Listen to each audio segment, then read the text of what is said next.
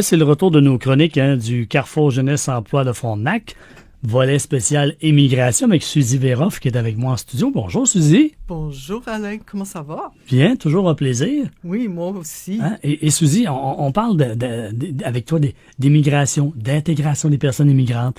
Avec différents volets, il y a eu, à un moment donné, tu nous as parlé de l'entrepreneuriat, avec un invité. Récemment, on a parlé de sport. Et là, cette fois-ci, tu vas nous parler des arts, notamment de la musique. Oui. Une bonne façon de s'intégrer avec la musique. Mais on va voir qu'est-ce qu'on peut trouver là-dedans. Mais moi, je crois que oui. Je trouve qu'en fait, les arts, c'est idéal pour... pas juste pour l'intégration, mais pour la communication. Oui. Et comme il y a une certaine universalité dans les arts, je pense que c'est assez intéressant d'utiliser ces moyens-là de communiquer, même si on ne connaît pas aussi bien la langue qu'on voudrait. C'est un début de connexion qui est vraiment intéressant. J'imagine que ça relève quand même, il y a certains défis à relever quand même pour les personnes qui arrivent ici et qui veulent s'intégrer avec l'art. Oui. Hein? Mais une partie des défis, c'est la capacité d'avoir accès aux ressources. Puis là, je parle de différentes choses. Je parle des espaces de création, des espaces d'enregistrement ou de présentation. Comment trouver une place pour faire un spectacle parce que tu veux faire un spectacle? Ouais. Comment faire une expo puis tu connais personne? Ouais. C'est vraiment un petit peu compliqué, mais c'est encore plus difficile dans les zones où il y a moins de gens. Thetford, c'est pas trop pire, mais il y a des zones rurales où on oublie ça. Là. Ouais. Et donc, oui, il y a des défis. Il y a aussi l'accès qui est assez important au réseau. C'est des connexions que tu peux avoir et au financement, parce que la province de Québec et le Canada offrent quand même certaines bourses ou certaines subventions. Puis, mais si tu sais pas, tu sais pas. Ouais. Tu sais pas comment appliquer à ça. C'est une question bureaucratique peut-être, mais c'est un manque de savoir utiliser ces ressources-là. Ouais. Et aussi de comprendre les systèmes de soutien et de diffusion. Comment on fait ici pour aider des gens qui veulent présenter quelque chose et c'est quoi la diffusion, la meilleure place et même des endroits où on peut aller pour faire ça. Alors, il y a deux autres choses assez importantes que je voulais mentionner aussi, c'est que quand les gens arrivent d'ailleurs, il y a un certain exotisme relié à le pays d'où qui vient d'origine, et peut-être les tendances culturelles là. Mm-hmm. Alors, des fois, les gens se font traiter un peu comme sujet exotique plutôt qu'être pris pour leur contribution qui est valable jusqu'en soi. Moi, j'ai eu le plaisir de travailler avec des artistes philippinos, puis j'ai vu qu'ils étaient vraiment, vraiment au point dans l'art contemporain. Alors, il y a beaucoup de gens qui font comme des préjugés. Les Philippinos, c'est comme si l'art africain, c'est comme ça. Mais on est dans un monde contemporain partout. Ouais. Alors, c'est juste de ne pas oublier ça. Oui. Et l'identité culturelle aussi peuvent produire des dilemmes.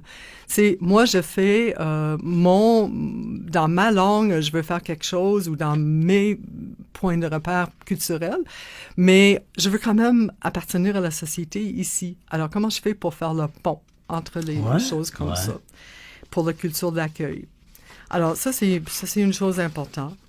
Et moi, je dirais que pour les gens qui veulent faire de la culture ici, c'est quand même important que la société d'accueil favorise un peu l'intégration de ces personnes-là en créant des espaces inclusifs.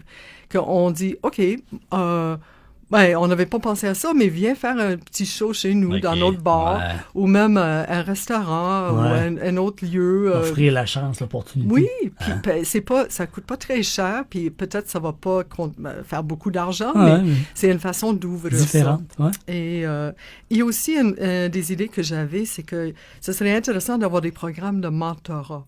D'avoir des artistes d'ici qui parrainent, je dis jamais bien ce mot-là, parrainent des artistes d'ailleurs, et les aider à surmonter des défis.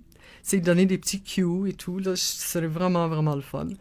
Et enrichir notre politique culturelle pour inclure des gens qui viennent d'ailleurs aussi. Que... J'aimerais mentionner une dernière chose. Ouais. Moi, je travaille pour le CGE. Oui. Et moi, je sais que ce serait vraiment facile d'organiser des soirées musicales où on pourrait avoir quelques présentations différentes et avoir notre clientèle qui vient et d'autres personnes aussi. Alors, je voulais offrir au moins nos espaces à n'importe qui est intéressé. Il suffit de l'organiser. Hein? Oui. Et, je t'entendais tantôt quand tu as dit, pas oublier que la société d'accueil doit... Bon, je me suis dit, il ne faudrait pas oublier dans cette phrase-là, la société accueille. Oui. Hein? Accueil. La société, c'est le mot. Oui, c'est ce que je me suis dit. OK, c'est vrai, là, mais c'est le fun de les recevoir ici, mais il faut les accueillir. Oui. Il faut être là pour les accueillir. Hein? Oui, puis ça va être profitable pour tout le monde. C'est ça oui, qui est difficile des fois à imaginer. Et là, dans la semaine prochaine, Suzy, habituellement, tu m'amènes un invité la semaine suivante.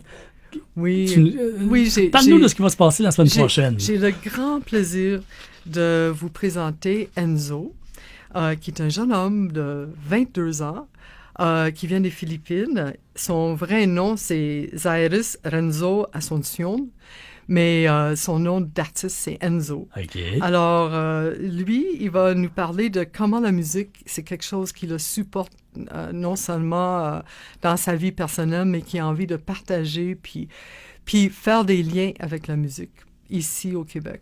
Et donc, c'est une personne vraiment allumée, puis vraiment communicative. Puis j'ai extrêmement hâte de vous le présenter. Ça tombe dans mes cordes, j'ai déjà hâte à la semaine prochaine. Ben, tu vas être là avec moi. Merci, Suzy. Encore une fois, des gens qui... T'es au Carrefour Jeunesse Emploi pour aider, toi, de ce côté-là, du côté de l'immigration. Absolument. C'est ta spécialité. Mais j'essaie le plus fort possible. Ben, merci, Suzy. On se donne rendez-vous la semaine prochaine. OK, merci beaucoup, Alain.